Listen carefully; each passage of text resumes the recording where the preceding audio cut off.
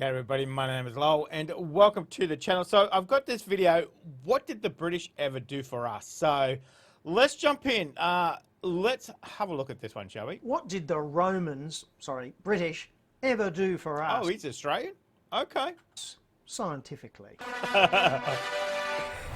Nowadays, our education system regards the British as brutal colonists who enslaved populations, subjugated the world. Out of roughly 200 countries in the world today, the Brits colonised, settled or invaded about 90% of them. Yikes. Which I think is fairly impressive, or at least I think the Romans would think. It's such a small country too. I think even today it's only 65 million that live in Britain. So I guess whichever way you look at it, I think it was impressive. But would we have been better off without those bastard Brits? Now, as it happens, they may have some redeeming features.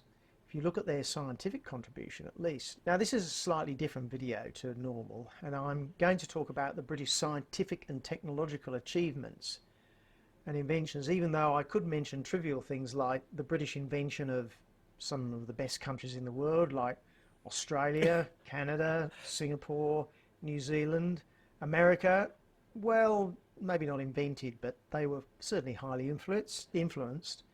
Or even the only decent country in the Middle East, which is Israel, courtesy of Mr. Balfour, and many other countries that have a great deal to be proud of, such as Malaya, South Africa, Fiji, Kenya, Botswana, Sri Lanka, India, all wonderful British creations. But we're a science channel, and we're going to look at science. Okay. Now, the list is long of scientific achievements, and I'm only going to look at the really big ones and some of the more important ones. Let's start. Okay. For such a small country, like I said, you know, they have put out a lot of important inventions for sure. Let's start with transport and engines.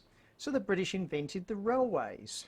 Steel tracks, pretty important. They're all railways. Okay. Locomotives. In fact, wherever the British went, railways followed. So they put in railways in Germany, India, South America, and of course everybody copied that. Then we have the modern bicycle, initially called the Rover Safety Bicycle, apparently. Chain drive, caster steering, and relatively small wheels, invented by the Rover Company. In fact, in Poland, the word for bicycle is Rover. And yes, it's the same company that makes Land Rovers. Hey. Now the British obviously invented... I'd never put that together before. Okay. Okay. The first engines, which was the steam engine, and that broke us free from back-breaking animal and human-powered devices. Industrial Revolution. That's the start of it there too. Yes. Okay. Now, while the British were inventing the steam engine, they of course had to invent the piston, and more importantly, the piston ring that seals the piston, a truly remarkable technological invention which is even now being developed further. And the piston and piston ring is the basis for petrol engines and diesel engines, in fact, virtually every engine. So no Brits, no engines. Next, they invented the first engine-powered ships, obviously steam-powered. Ships' propellers, steel ships. Wow. The steam turbine. I know in Scotland, where I'm from, you know, we have a massive, we used to have a massive shipbuilding culture as well too. So, okay. I didn't know it was a propeller and everything else like that. Okay. So obviously a lot of transport that has opened up the world for sure. Initially for powering ships, but now it powers the generators in every coal electricity generating plant and every nuclear generating plant. So that's about 50% of all the electricity that's generated today, all courtesy of Mr. Parsons. Then we have the jet engine. Yes, the Germans independently invented it in the Second World War. The turboprop engine, invented by the Brits, the first turboprop aircraft. Wow. So if you don't fly in an airplane powered by a jet engine, which was largely due to the Brits, it's a turboprop airplane which was invented by the Brits. And of course the turboprop is the basis of the gas turbine. which is used to generate another 20% of the world's electricity. We also So that's what 70% of the world's power is generated by British inventions. Okay. have the modern car layout, front drive, transverse engine, independent suspension, CV joints on the front wheels. Before that, companies tried all sorts of arrangements. So, for example, the Germans famously had the engine and everything at the back. Yeah. But since 1959, most cars use the Mini Minor equivalent. Ever been on a vehicle that uses steel wheels? Pretty uncomfortable. But don't worry, the Brits invented the pneumatic tyre. Yeah. I think Dunlop was Scottish. I think the inventor of that. We have actually invented quite a lot for our little country as well. So it looks like the British have invented pretty much everything that runs on the road. They didn't invent the road, that's just about it. Well, actually they did. Tarmac roads, or tarmacadam, was invented by a Scot and a Welshman. Hey. Then we have steel bridges. And here's a very interesting one, the modern traffic roundabout in the 1960s. Now, you might think that... Now, I don't know if gloating about the modern traffic roundabout is anything good. They're horrific things. Terrible things. Roundabouts have been around since way before the 1960s, but the Brits had the inspired idea of changing the rules for the roundabout. Okay. In other words, yield to enter, which massively increases the efficiency Safety, yeah. of the roundabout. Then we have the cat's eye reflector. Oh. Caterpillar tracks, which the Brits invented just before Wow. they invented the tank. So there's much more we could talk Oh about my in God. terms of Okay. transport technology, but we must move on to other industrial and technological stuff. Now, of course, Britain famously started the Industrial Revolution in the 18th and 19th century, and it's debated why it started in the United Kingdom, but clearly there was something special going on that made that spark. And of course, it started in the textile and agricultural industry. In the textiles, they invented the flying shuttle, powered looms, the spinning mill for making threads. In fact, if you didn't have the Brits, you don't have the very fine modern clothing which we have now, which is also incredibly cheap compared with what it used to be. In the agricultural industries, there are all sorts of mechanical devices like the mechanical seed drill, the haymaking threshing machine, but also really important things like phosphate fertilizer production, selective breeding. But that's just the beginning of the Industrial Revolution. If you're going to have an Industrial Revolution, you need a big build buildings. And so the British gave us Portland cement, a revolutionary type of cement. Really? Okay. Where would we be without it? Then we have things like steel boring machines, which led to the steel, the modern lathe, which is ubiquitous in metal cutting. Hyper-accurate machines for measuring things, the micrometer, for instance. You cannot have modern engineering unless you have hyperfine methods for measuring things. We have stainless steel, the production of polyethylene, very famous practice, plastic used in just about everything. The steel hammer for forging steel and making it much stronger.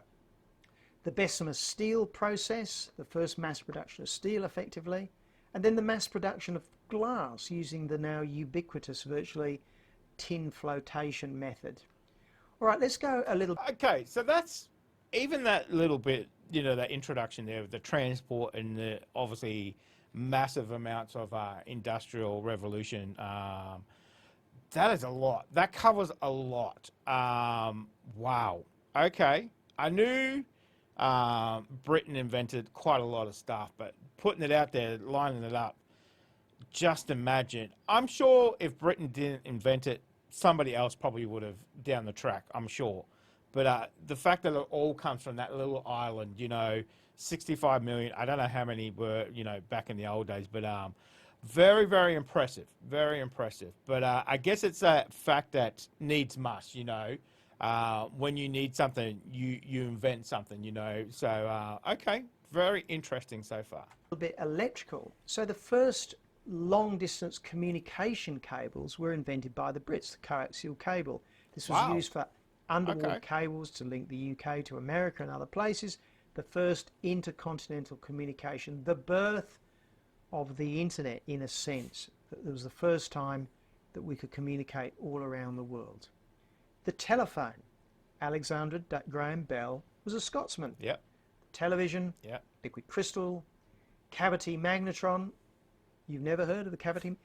It's in your microwave, but probably more importantly, the first radars to a large extent used the cavity magnetron, which was a revolution. Yep.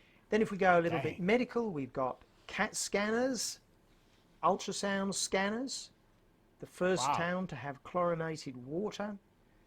How about the first electronic? I see a lot of Scottish inventors. I must say, as I said, for a small country, we've invented quite a lot of stuff. So very proud of that. All right. Programmable computer to crack German codes in the Second World War.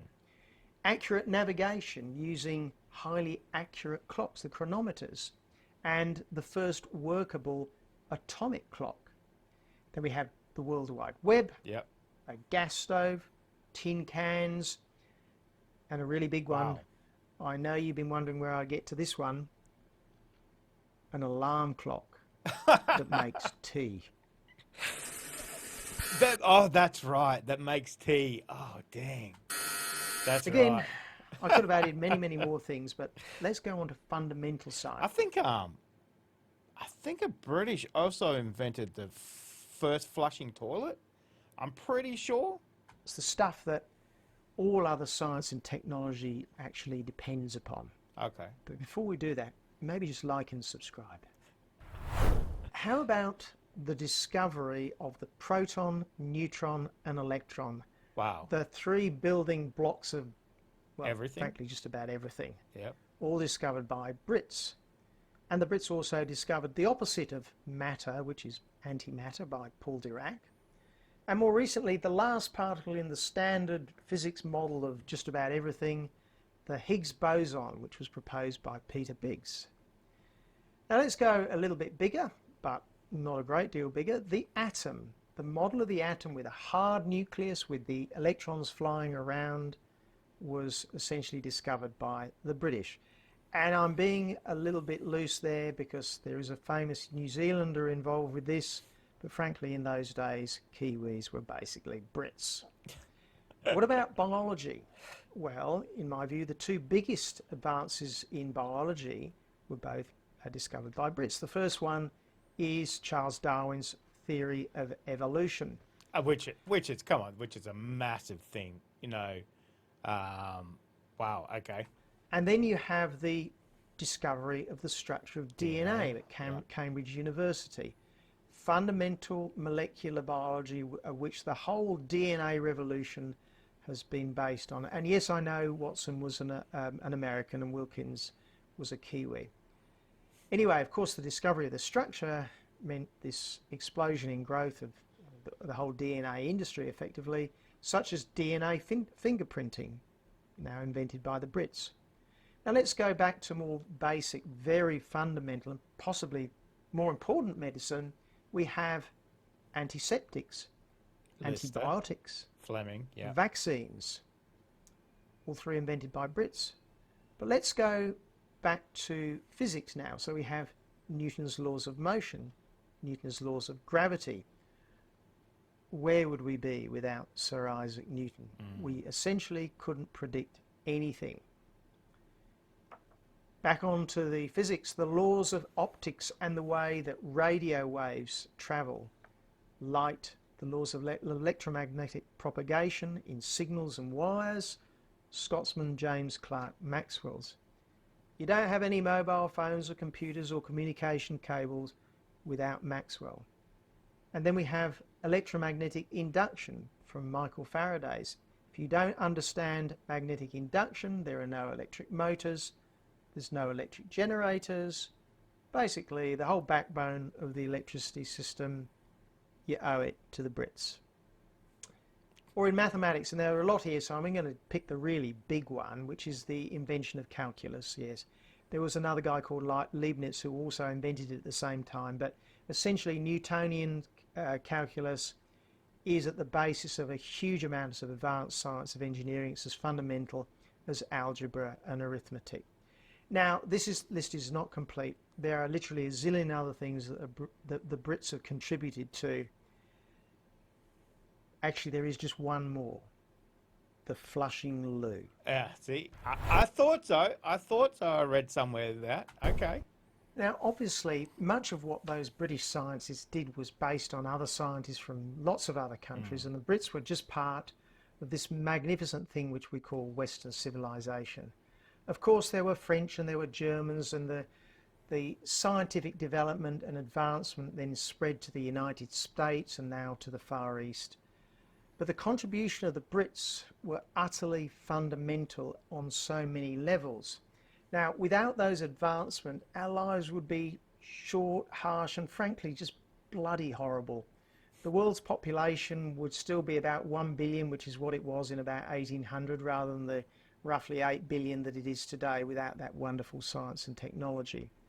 Now, if you add up all the bad things that the Brits may have done, you know, the Amritsar massacre, the Bengal famine, and all the other bad things that happened, albeit only occasionally considering the attitudes of the times. But even if you add all those up, it's not a drop in the bucket compared with what has been achieved and the lives that have saved. How many lives, how many babies, children, were saved by antibiotics and antiseptics, clean water, or the uses of electricity, communications and transport? Famines are effectively a thing of the past because, well, for one reason, we can ship food around from one place to another very, very easily. Now look, it turns out that I was born in England, and even though I'm an Aussie, so I am biased.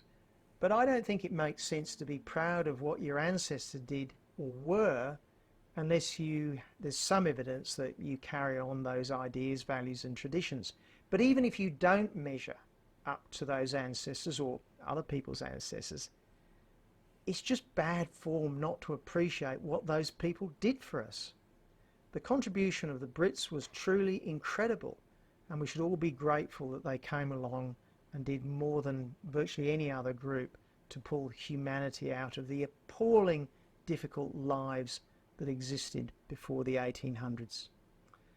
So, do you think the ledger for those bastard Brits, is it positive or negative? That was an interesting video.